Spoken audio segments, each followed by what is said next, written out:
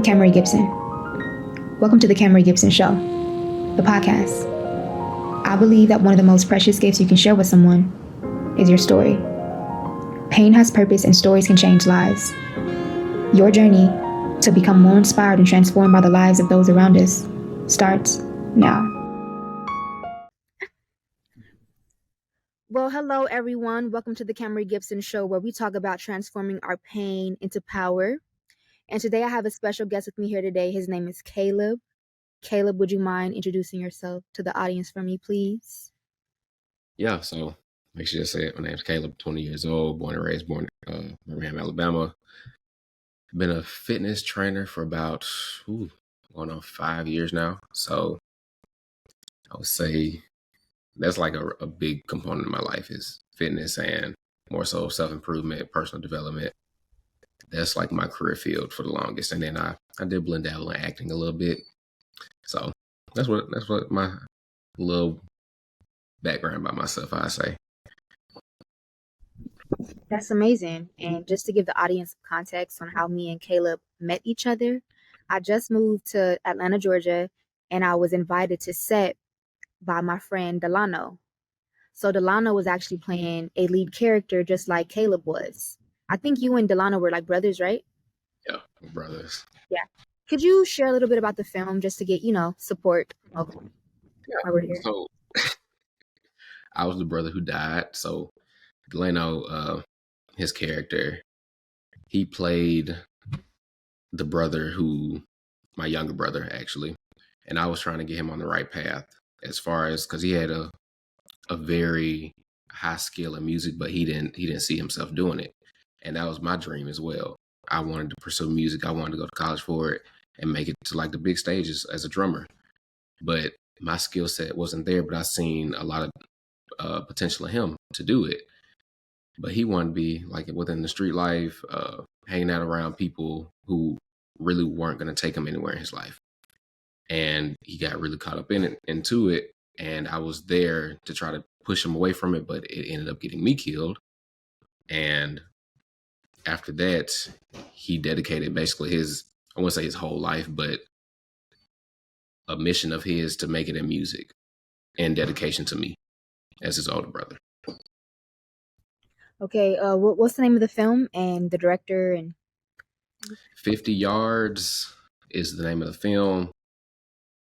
If we're being 100% honest, that happened like 4 months ago. I can't even remember their names, but Hey, if I pulled it up, I would okay. not be able to say it. It's okay. I know it's Chavez something. I'm not even gonna say that. It's 20. You 20. Look, I ain't gonna even hold you to that. I'm gonna edit this part. But I want to make sure I put the film, up here. That's why I'm bringing it up. I can pull it up real quick. Go ahead. Go ahead. I want to promote Black artists, Black creators. And I took pictures of y'all too, so I'm gonna probably put a picture of you on set up here too.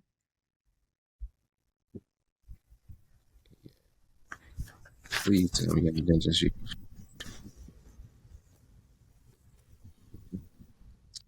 No pressure if you can't either, okay?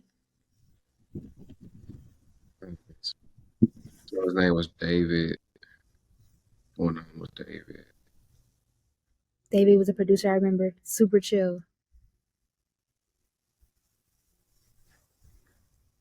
Dang, I should know this too. David Chambers, producer. Producer, okay. That's one of them. You said Chavez.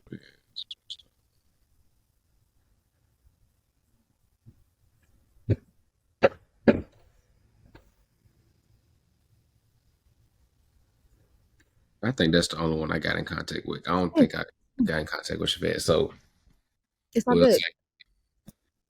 The film is 50 Yards, produced by David Chambers. That's what I'm gonna say. Absolutely. I got you. I'm gonna cut it up. Okay, so let's go back to Caleb's hometown. So I'm from LA. I'm from the city. I'm from California, okay? And the first time I visited Birmingham, Alabama, I loved it. I did. It was so pretty to me. It's different from the city, The street signs is different. I love the South, man. So tell us about Birmingham, Alabama. What's it like there? Honestly, I would think I would actually. I'm gonna go from my perspective and then the other perspective of what other people think. So Birmingham is pretty chill, especially the parts I live in. Uh, if you go on certain parts, it's very high in crime. I'll say that. But I didn't live on that part for real, so I don't know too much about it. But that's what it's known for. Birmingham recently is like it's really on the come up. I would say it's kind of not catching up to Atlanta, but it's on that trajectory. But most people don't know Alabama is a retirement state, so it's always had that real relaxed feel, that real type of you're not gonna come here and find a lot of things to do. You're just gonna come here and kind of settle down. You're at the end of your career, and we got a lot of good land, good weather, and look, it's pretty peaceful here. A lot of, like I said, a lot of land and people who have money. That's that's what it's like out here. I think you just But muted. the other side, though, you said from the other person's Oh, perspective. what I hear a lot of is a lot of people think it's like super racist here, and it's like certain parts here, and it's we're not gonna act like it's not that. There are certain parts, but personally, I've never encountered it. Uh, a high crime rate. People think that we don't have a city. People think it's just cows and grass and and dirt, but it's not. It's certain areas that's like down south, yes, like that. But actual Birmingham, nah, that's the city. That's the city. Like how Atlanta is, Birmingham isn't like at that scale, but it's not what people would think it is. It's not just like dirt and bales of hay rolling around in the middle of the street. It's not like that. They do not say that. Do people assume that when you tell them you're from there? Yes, Oh my they gosh. they're like, oh, I can believe you're from. I can believe you're from Birmingham from the way you talk and just the accent. Uh, that's all they think of is racism, slavery, uh, and we have nothing. That's what they think, and it's Hmm. to an extent, it's true. Yeah. When I visited Alabama, I remember they have this space called the Equal Justice Initiative. Have you heard of it? Mhm. You have? Okay, awesome. Okay, well, I know Brian Stevenson is the one who founded that. He's also the author of Just Mercy. He created the Justice Center to give free legal services to people who were wrongfully incarcerated. Mhm. Yeah. So I learned about Alabama, and I found out that I think Alabama had, I think, the most lynchings, the most documented lynchings um, since slavery. But yeah, I just wanted to throw out that fact that I learned I about it. didn't even know that. Yeah, it's crazy. That's why I was like, autumn lynchings. But all right, Caleb. So, what was it like for you growing up? Like, what was high school like? What were you involved in? Ooh, I knew you was gonna ask this. So high school for me, and I think I can. A lot of people relate to this. There's a lot of finding yourself. So my first year of high school, I basically traveled all the way across town because I was born. I grew up in Pleasant Grove. Pleasant Grove is like I really don't even know. I don't know if it's on the east or west or whatever. But I basically went from Pleasant Grove and then I went to another school in Irondale. And they're like 40 minutes apart. They're super far away. And the reason I went and changed my school is because I went to a school called Jefferson County, which is our county that I live in, International Baccalaureate, and that's a higher level school where they provide like college level classes. It's like a step above AP classes. So I went there for my high school year. So I'm getting to know new people I've never seen before, didn't grow up with in middle school or anything like that. And so I was very nervous, and I've always been kind of standoffish. I'm not like a real outgoing person, so I had to learn how to get to know people. I'm a single. I'm not single, but only child. So I don't have no brothers, no sisters. Getting to know people that I don't know, didn't grow up with, and we had two sides of the school. So it's a Shays Valley. It was like two schools in one. The IB school, the one I was just saying, International Baccalaureate, and you got Shays Valley. Shays Valley is the black kind of black school, and then IB is the white school. I grew up in the black school with Pleasant Grove, and I'm getting to kind of see what it's like being around like whites and Asians, which was no problem with me. And uh dang. So freshman year, I learned a lot. That school humbled me. Uh, they had a middle school program in 8th grade as well. So I was in Pleasant Grove doing that with the IB school. But then when they had to change schools to Irondale, I was getting bad grades. My grades were terrible. They were getting like I was a straight A student all the way up until I joined that school. I was getting like C's, D's, and it was very emotional for me. And it taught me a lot of that you can't quit no matter how hard it gets. And I was like, it's either I'm gonna stay in this school and get better, or I'm just gonna quit and realize that I'm not who I really think I am. So that's like kind of a way I would find myself is put myself against adversity and see if I can make it out. Now I was super skinny and as my freshman year. Now I'm going through like academic struggles and stuff. Kind of getting better, and I was up for the challenge. I like being challenged. That's my thing. So I joined track. Didn't have any type of athletic background until freshman year. Joined the track team. I was like the slowest on the track team. Not even gonna lie to you. Was not that fast, but I would show up to practice every day and still put the work in. And that's when I kind of got into my into coaching, as far as like being a fitness coach and everything. I realized I wasn't fast, so I did what I need to do I started researching how to get faster. I realized I was like super skinny. I was like, maybe I need to put on a little bit more weight so I can be stronger. That's like really all speed is about. How strong can you your foot contact be into the ground to propel you forward? That's all it is. So I did that all summer. My next year into track, I got injured, never ran track again. So that's when I got really into fitness, and I gained about 30 pounds over that summer when I started going into trying to gain weight for track. Now that's the start of sophomore year, right? So I couldn't run track my sophomore year, but people noticed that I had a pretty good transformation. So they started asking me, "Oh, how did you do this? Can you do this for me? This and the third?" So I started training my friends, and I realized I loved helping people. But I realized I can only help people as far as my knowledge kind of lets me go. I can't help a lot of people if my knowledge level is down here. But the better and better and better and better I get, the more I can impact somebody. That's how I looked at my trajectory in high school. It's more so of what am I gonna do as far as after high school? Because I started looking at all the careers in college and stuff, and I was like, I don't think I'm gonna go to college because I didn't see what I would align with. I didn't see myself being a doctor. I didn't see myself doing any of the standard careers. And it was a very trying time for me. Sophomore year, and I swear, like when I went to the IB school, I was like, I'm going to Ivy League school. I was like, I'm doing this. And as time went on and went on, I was like, I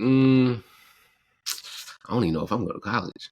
So so my mom, like she really wants to push me to go to college. This like my junior year. After the end of my sophomore year, I made the decision to leave the IB school because my GPA was dropping. My GPA was like a 2.2, and I was like, it's getting about that time. So I left IB and I went back to Pleasant Grove. So now it's the start of my junior and senior year. So I'm in the second half of my high school career. So I'm bringing my GPA back up. I'm getting straight A's again. Everything's good. That's when I started working. I started my first job really at the end of my sophomore year. I started working at Walmart. And I was like, I was working like I had 3 kids. So I'm over here like and I'm not exaggerating. I'm over here working 12, 16-hour shifts every day. And until someone caught on, mind you, I was 16. That's illegal to do. Someone caught on eventually after my summer was over, and it's like, you can't do that anymore. And I was like, okay. I made my money, so I had a lot saved up. So I was good on the financial end. So I was like, what am I gonna do as far as like after high school? I'm getting my grades up. I was like, I can qualify to go to any college at this point. I brought my GPA up from a 2.2 to I graduated with 3.9. So, but I was like, I don't want to go to college. And I sat down and talked to my dad, and I was like, I gave him my plan. I was like, I don't think it makes sense for me to go to college simply because of what I'm interested in. My interests kind of went as far as like entrepreneurship. And this was like when entrepreneurship was really popular. Everyone's trying to be an entrepreneur. And I didn't even look at it from the aspect of the popularity. I just looked at it from the aspects of what my interests were. My interests were to develop my skill set so high in whatever I do to where I can impact someone directly. And I felt like I had the spirit to do it because I'm always up for a challenge. Anytime with track, I didn't quit. Only reason I quit is because I got an injury that I couldn't recover from. That was the only reason. But I still kept on with my fitness. With school, I kept going until I realized it didn't serve me anymore. I tried. I did what I could, but then I kept going, and I realized I just need to pivot for what works for me. So junior year went smooth. I was still working at Walmart. Senior year came. I was still working at Walmart, and then at the end-ish around April, I got this opportunity from a guy. His name was Daryl Harris. He gave me the opportunity to be his assistant coach at a gym that he was opening up downtown. And that was like a big blessing at the time because I was like, I don't know what I'm going to do. I was like, I don't think I'm going to go to college. I was like, I don't know what to do. But at the same time, the internet is around. It's like, I'm aware that you can make money online. But I got the opportunity to be a personal trainer at a private gym straight out of high school with a like I'm getting paid like off a salary. So I was like, okay, this is pretty good. Let me take this opportunity and I'm gonna do that. So I realized I'm gonna take that opportunity and I quit Walmart. So now that's the end of my high school career. Now anything past that we can talk about, but that was like kind of how my high school career went. Amazing, Caleb. Amazing storytelling too. And I didn't get lost in it. It was really good. And something you just said about how you got the personal training opportunity right after high school. I think to us when we're going through it, things kind of seem maybe a little random or a little bit like, oh my gosh, but it's like, no, everything adds up. Like for you to be working 12-hour shifts in high school when you didn't have to be, like Right. that says something about you, like as just like your work ethic, you know?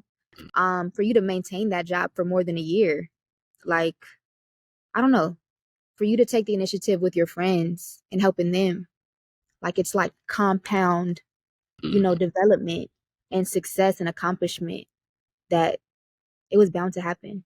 Right. Right. Really, really good. Okay, so let's go a little bit more inside. When you had the conversation with your parents, how did they support you? How did they change the direction? This is such a good topic, and I talk about this all the time, and I look back on it. So I love the way my parents parented me. So my parents never was like, you need to do this, you need to do that. They were more so of a guiding star for me. It's like they present the options, the pros, cons, and you make the decision based off of what you want to do with your life. So my mom, she wants me to go to college because she wants me to have a career so I can live good. She went to college. My mom's a nurse. She's been a nurse for a long time. Long time. She makes pretty good money. My dad, he didn't go to college. And I say he's doing pretty okay for himself. I stay with my dad. And I'm actually at my mom's house right now. So it was like I knew what I wanted to do. My mom knew what I wanted to do. She was like, you should go into school to be a kinesiologist. I was like, it makes sense. makes sense. But I was like, being a coach doesn't require that. It doesn't require me to do that. So I was like, oh, what am I gonna do? What am I gonna do? So I had to sit down with myself first to see like what I'm gonna do, how it'll work, and if it even makes sense. Then I present it to both of them. So I talked to my dad about it. And my plan really was, I was like, I'm going. This is before the personal training opportunity popped up. I was like, I'm gonna keep working, but I'm gonna get my certifications in personal training as far as education. And I was like, I'm gonna just do it that way. And then I got introduced into online coaching as well. So I was like, I didn't need a physical gym to work at, because if you go into a commercial gym, you have to have a personal training certificate first before they even hire you. At that time, I didn't have that, but I had a lot of knowledge. So I was like, what am I gonna do? So as the senior year is going on, it was like August, September, October, November. I was like, it's getting closer. It's like my mom was like, you got to go to college, got to go to college. Are you applying to colleges? I was like, if we're being real, I don't even think I applied to any colleges. I was like, I'm gonna make this work, because it just didn't, like, to me, it just didn't make sense. I was like, it doesn't make sense for me to go to college if I don't even know what I want to do. And I was like, I would rather go out of high school, take a gap year. That was really my plan. I was like, let me take a gap year, see how life goes. I'm gonna just keep working, build up my money, and not incur any type of debt until I have a feeling of like what I wanted to do as far as my career. Lo and behold, I had the opportunity to do the personal training with Daryl. I was like, okay, prayers getting answered. So when I presented my plan to my dad, he was like, that makes sense. It's like my dad, he's like, he won't just like sign off on anything. If something doesn't make sense, he's gonna let me know it don't make sense. He's like, look, you might need to shift a little bit. My mom, same way. She's like, if that don't make sense, you need to shift a little bit. But I was like, I'm not gonna go to college. And honestly, it was a hard decision to make, because my mom was like, you need to go to college. And you got a lot of pressure on you as to think that the only path to success is college. And if it was like this like 30 years ago, yeah, it's 20, when I graduated, it was 2021.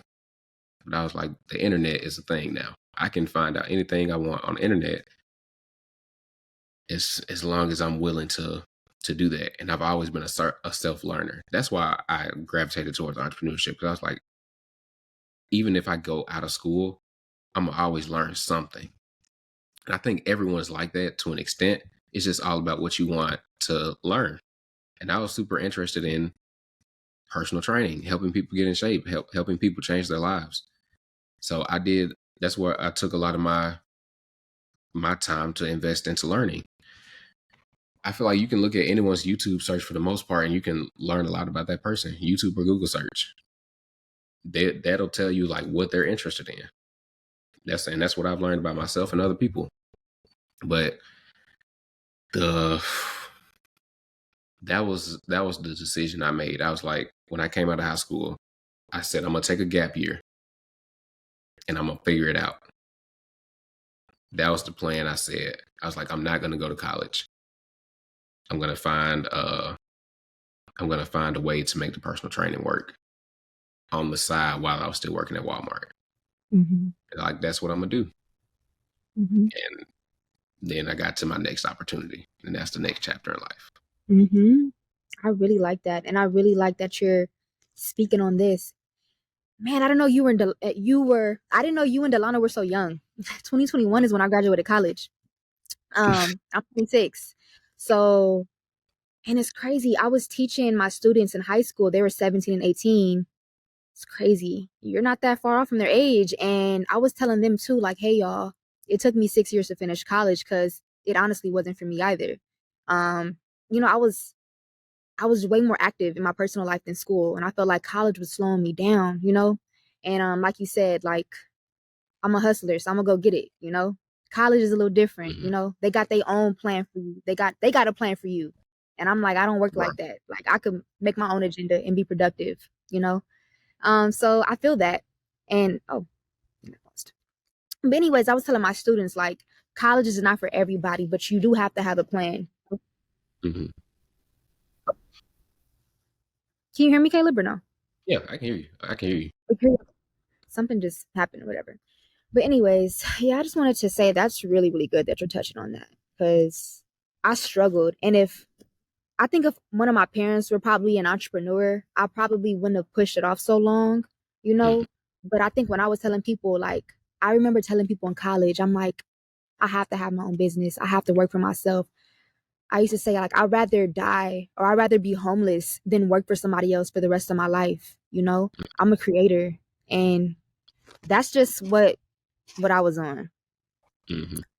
But yeah, what has been the most difficult for you in becoming who you are today? What has been the most difficult challenge for you in becoming who you are today? Oh, that's a good question. So, the most difficult thing about being me and trying to progress in my life is I know what I personally struggle with is relationships and communication. I feel like I'm strong in like a lot of areas in my life, but communication and relationships is something like I can work on. So, and what I mean by that is the people that you have closest in your life, you can take advantage of the the time that they have in their life with you. And what I mean by that is like grandparents, parents, uh, showing gratitude, showing that you're thankful for them. And we can sometimes, I know I personally take it for granted. Like I need to see my grandparents more often. I know that, and I actively know that. I need to see my parents more often. I need to talk to them more often. I know that. But, and I don't know what it is with me, but I just don't do it. And I don't know why.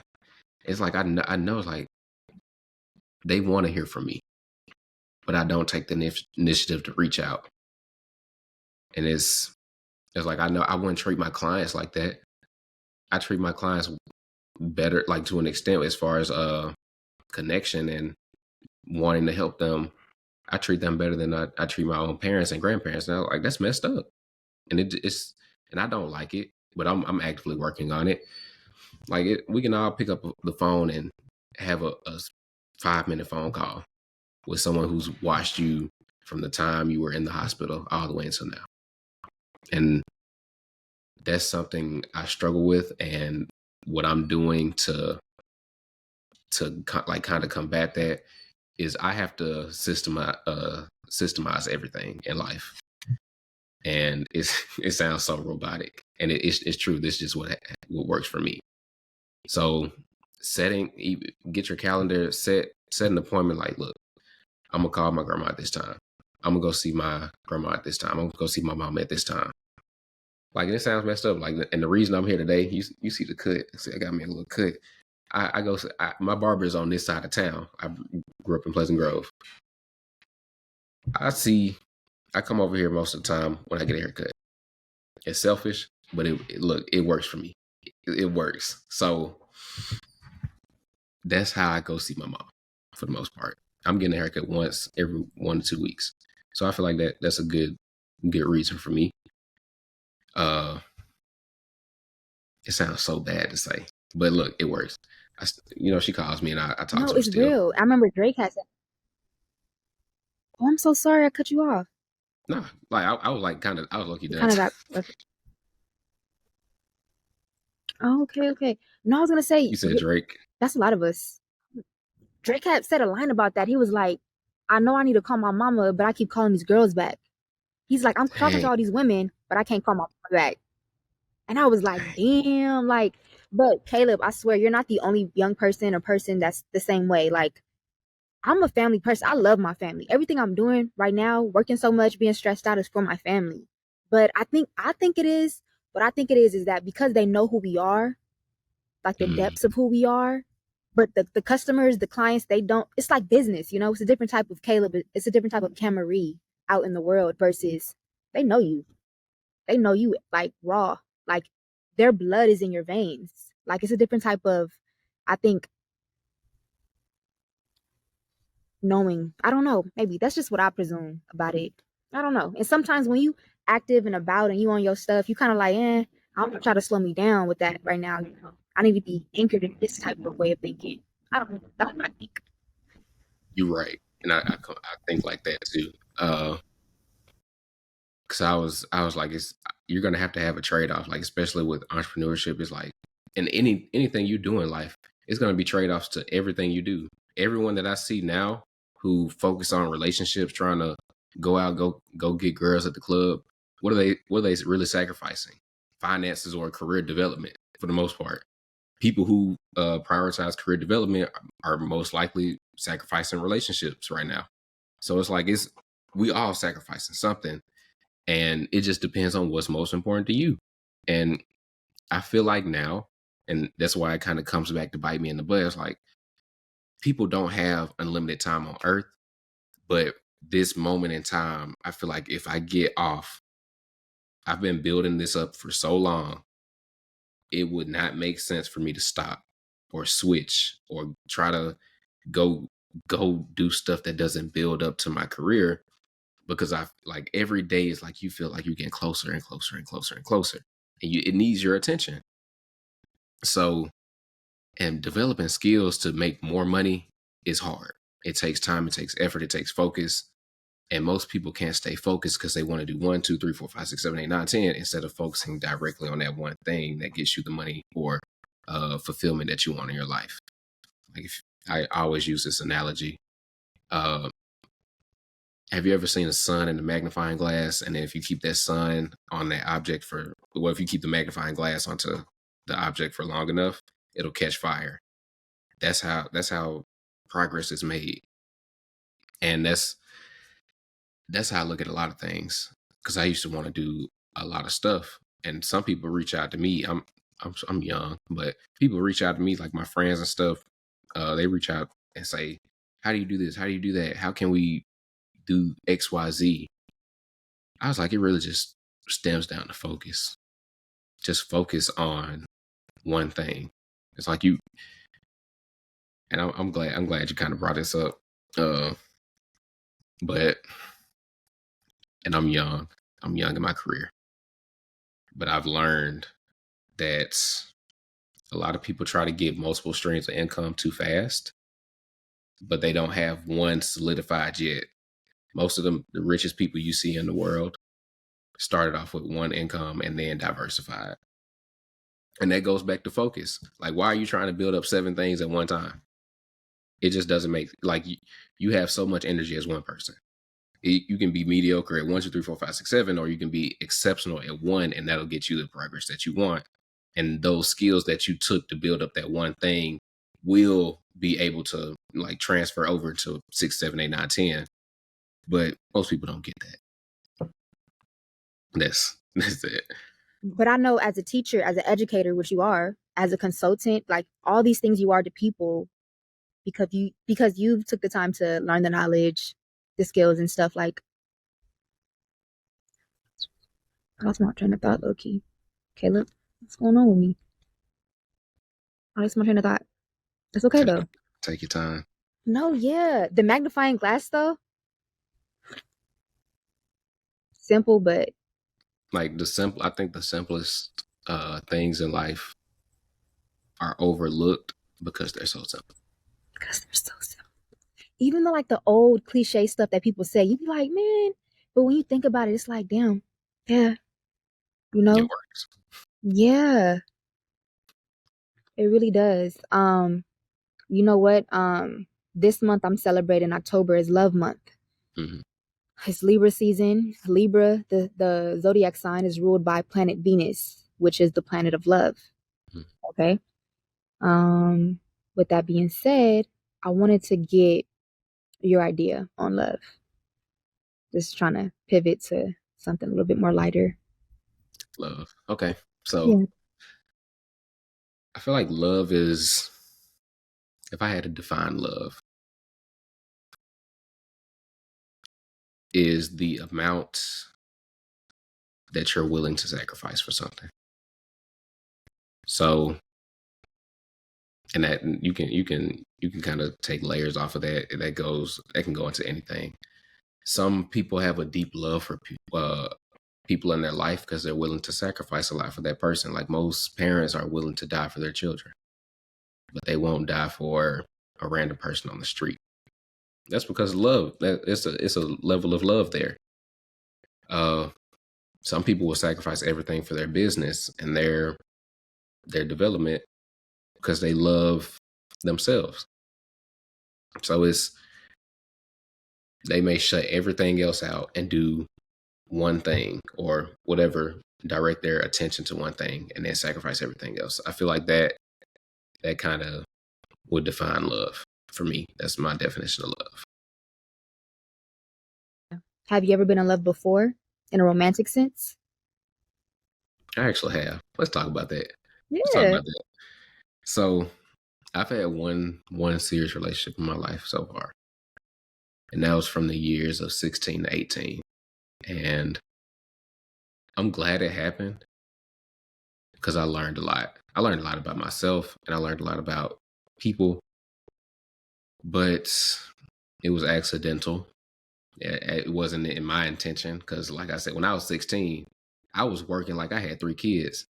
So I was like, I'm trying to wake up, go to work, wake up, go to work. I'm just trying to go back and forth. So, my first girlfriend name was Aaliyah, and we met at work. So she was a cashier, I was a stocker, and we actually met because we argued over a Walmart discount card. She was like, "Oh no, it's." I don't even remember what we argued about, but that's how we kind of started talking. We argued over that, and then I would go and see her every day at her register, and I would just talk to her. Now I'm just talking to her on like just trying to be a friend. Like I thought we were just cool, and I think eventually she was like, "You gonna ask me for my number?" And I was like, "Okay, yeah, whatever." Got the number, and then we just started talking from there. And then we went on our first date. And then I think like 2 months in of us talking, she asked me like, "Oh, do you love me?" I was like, "We young." Like she was 17, I was 16. And I was like, I wasn't ready for all this, but at the same time, I was like, I mean, I like you. I like you. I was like, we cool. So we just kept going. Uh, but yeah, we learned a lot. We spent a lot of time together. And I learned a lot about myself. And I'm kind of selfish. And that's like that kind of goes back into like what I'm aware of myself, aware of my downfalls as a person. So I like to be by myself a lot. She was very clingy. So to like once time built up, it wasn't gonna work too long. So that's kind of like what happened. Uh so 2 years we actually broke up. She actually cheated, but at the end at the end Sorry. of my senior year, I can go into detail. You want me to go into like real Oh, detail? no, no, I don't want to be It's I don't, not traumatic. Like I don't want her at it. to, okay, okay, got you. Okay, okay, okay. Even if it was traumatic, I'll talk about it. I'll laugh at it now. But so what really happened? We went to the same school. We went to work the same job. We was around each other all the time. So it was like, how this happened? I don't know. Y'all be slick. Y'all be slick. But so she was actually talking to this other dude that worked at the same job as us. How? I don't know. Uh, and then I started to catch on because because whenever I go see her some days, or she'd want to go take lunch with me, she stopped doing it. Like it would like be little like kind of days on days on days where we wouldn't be seeing each other at like on lunch and stuff. I was like, it's a little interesting. So I asked her this one day, I was like, now let me rewind. So her manager we couldn't take the lunch at the same time. Her manager's like, let me stay over. She got to stay over, and then she take her lunch on the next hour. I was like, okay, cool. So I'm gonna take my lunch, and then she was like, I'm gonna be at the front of the store at such and such time. So I didn't even go and look to see where she was at. I just texted her. I was like, you went up there, and then I think I called her like 4 times because she didn't answer. And then she eventually came back to me that same day. She was like, I really didn't want you to think none of it, but I was on lunch with my ex. I was like, huh? So you didn't want me to think none of it, but you didn't answer your phone. But y'all like her and her ex was like, whatever. But that wasn't the dude that she cheated on me with. So I think a few weeks went by, and it was this other dude. This story is so long, I don't even know if I should tell it. So If it's good for you to do what you got to do. okay, so I'm gonna keep it. I'm gonna go. So while we was together, she didn't smoke or nothing like that. She graduated a year before me, so like she, she getting out of high school, she graduated high school, living her life, all that type of stuff. Nothing wrong with that. But me, on the other hand, I'm like getting into fitness. I'm living a whole different life from like all that other stuff. I'm not trying to party. I'm not trying to go smoke. I ain't trying to go drink. I'm trying to go to work, get money, and develop myself. That's what I'm on. Okay. And it's like, if you want to do that, nothing wrong with you.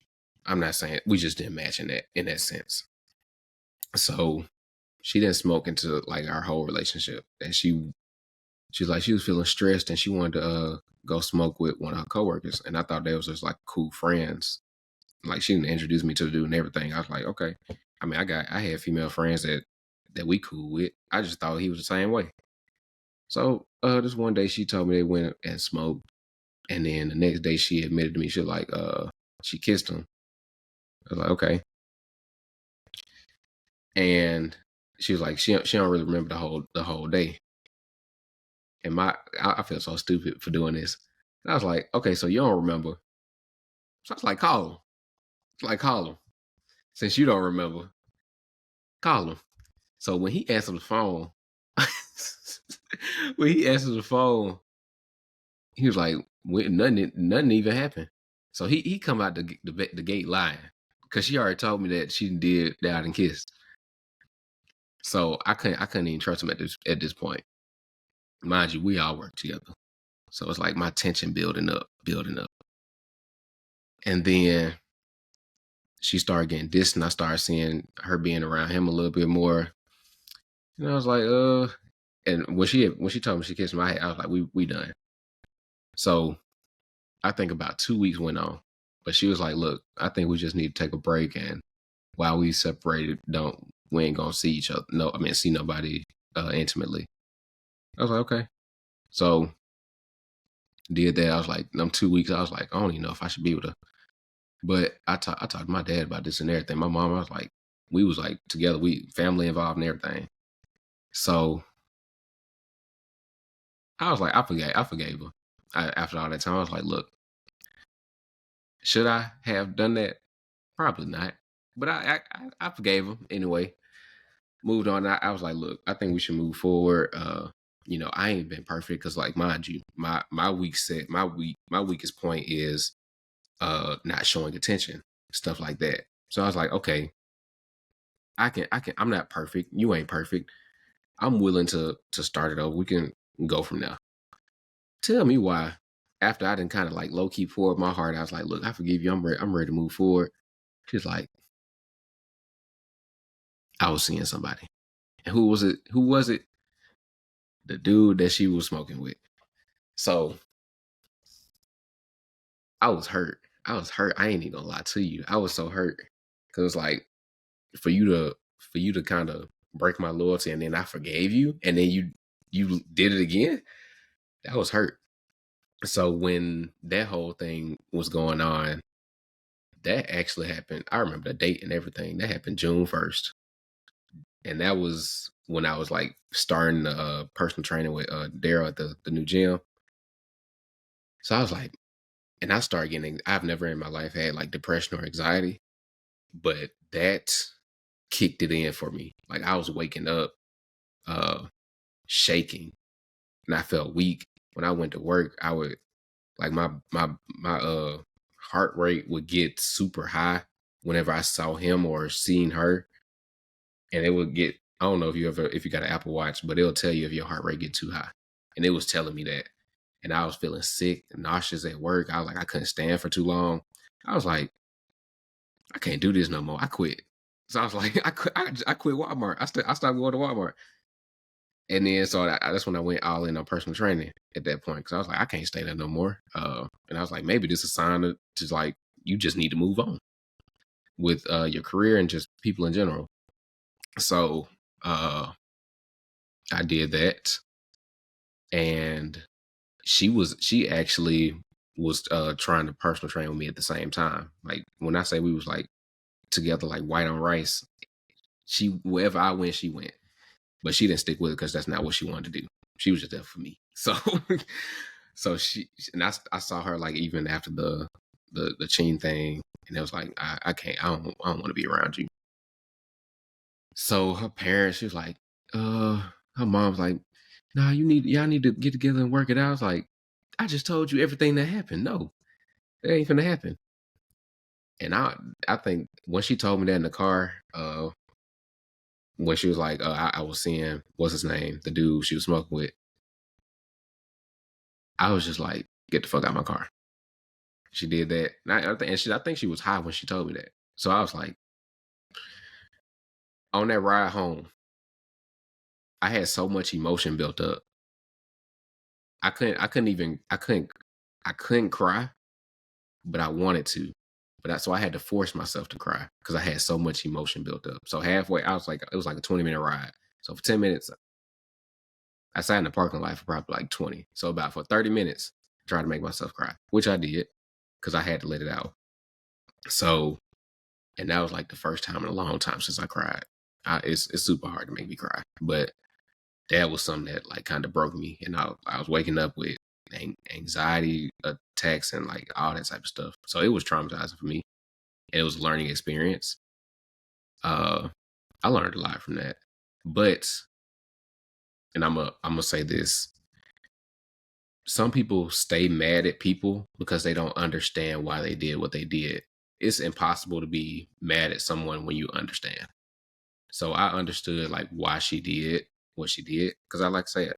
I'm not good with relationships like that. I'm not good with communication. I'm not good. I say I'm good with communication on like a personal level, but like developing a relationship, I could be better. So I understood what she did. And while that time I was like hurting, I was like, why did she do this? Why all this type of stuff? I'm just asking questions. So I came up with my own answers. And I'm like super into psychology. So I figured it out on my own. So that's why it doesn't hurt to tell me that any like to say this story or tell it. It's funny to me because I understand it now. It's hard to be mad when you understand. That's kind of that with that relationship. But since then, Mm-hmm. I haven't been into like a deep relationship. Very beautiful story, Caleb. I know a lot of people are going to resonate with this one. And thank you for just being vulnerable and sharing, with us all what you was going through. You remind me of myself a lot, actually, especially with the cheating part. I was traumatized by my situation too. I lost a lot of weight, but it turned me into a monster. So how I deal with pain is I, I become more productive in my career. And kind of just like you, like when it comes to like business, career, that stuff outside, I'm amazing. When it comes to that love stuff with one-on-one, you know. Mm-hmm. But it is like you say, you sacrificing it. I love what I know I'm here to do on earth more than I think I love a romantic love, if that makes sense. Like, even just like last night, I was like, if I were to leave this earth without having ever been married or with like this soulmate, I think I'll be okay. And I think things like the Kamerie Gibson show, things that I'm putting into that can't like hurt me the way a human can. I don't know. For me, that's okay. Like that's enough for me. And I know like the older you get, it's a lot easier to date people because you do know yourself. You know, learn who you are. You learn, okay, I don't think I'm gonna fit with this person, and that's okay. They cool. They're probably just gonna be a friend in my life. Right. You know, like with you, I could see you probably being with maybe a woman who's maybe not uber career oriented, but like really like nurturing and is patient with you in your communication, you know, is patient with you and like willing to teach you how to love her. I don't Mm. know. That's just what I see from you. And you seem very mature too, just with the wisdom you pulled from that situation. You could have went like you could have become a monster from it. You could be Okay. out here, you know, you could a lot of guys do, a lot of women do, you know, but why? That's still your life. That's still your legacy, you know? So yeah, Caleb, that was beautiful. Thank you so much for sharing that one. Oh yeah. Okay, we winding down because time is moving fast. What would you tell the younger Caleb with the wisdom you have today? What would you tell him? Uh, Stop moving slow. Move faster. Make decisions faster. Don't sit on them too long. Because most of the time, to make a decision, it doesn't take a lot of time. It just takes information. So I'll I would say for my younger self, there's a lot of stuff I tell my younger self, but develop skills that are important within your interest in your career. So being a personal trainer, I'm gonna just use this for example, or any entrepreneurial thing. You can have this direct passion to help people, but you have to learn outside skills, which is sales, marketing, uh, client fulfillment, lead generation, all that type of stuff. It goes into it. So, and those are transferable skills. You have to know that if I go into podcast business, if I go into, I don't know, anything, it all transfers. So focus your time when you're young on developing skills that are relevant in the day and age that you're in, and that'll pay you pretty good because that'll set you apart from most people that's young with you. Like most people in my direct age group don't have the amount of skills I have, and I'm not saying that from a perspective of bragging or anything, but it's just true. Most of them don't know. They don't know about this. And the difference between making money, a lot of money, and a little bit of money is skill set. People with higher skill sets get paid more money. So decide fast on what you want to do. Be fast, but be intentional. That's one thing I say. Second thing I say with my younger self is do what you want to do. Not in a sense of thinking that you have to do how can I put it? Do what you want to do because it's your idea. Don't be how can I can it's hard to put this, but don't just because someone tells you you should do this doesn't mean you have to. But always be open to feedback and hearing someone's perspective. Because 9 times out of 10, there are very few amount of people who have the best interest in your heart. Some people will tell you the best of what they know, and then some people will tell you better than what that person just told you knows. So it's levels to listening to advice. It wouldn't make sense to listen to someone give me financial advice who makes X amount of money a year if I'm trying to get 10 times past that. You can learn some stuff from them, but it's like you don't take everything as truth or the only way. It's a lot of ways to learn everything. So always be open to feedback, but ultimately make your own decision. Find good mentors in your life that actually have the best interest in your development for what you want to do. That's where you'll find the most progress. You can't do it all on your own. And I used to think this. Because I'm an only child. I was told I think I know everything, and I had to humble myself because I don't. So I started approaching life from I don't know anything, and I learned something from everyone. And I've learned 20 times more than that than if I didn't do that. So mix that with thinking you don't know anything, but having the mindset and the passion of learning and self education. Imagine how far you'll go. It's limitless. That's what I would tell myself. Those two things. You exposing your wisdom. You trying to get some you trying to get a wife on here. The way you talking, the way you dropping these gems, man. Man, this is gonna be one of my favorite interviews. I'm okay. This is amazing. We winding down though, so I really want to know, what do you want? What do you want to see more of in the world that's missing? I want to see. You got these loaded questions. You got good questions. I'm gonna say that. You are a good Pat. You're a good interviewer. I'll say that. So what I'm gonna say it's a big. Are you talking about big world or my world? My world.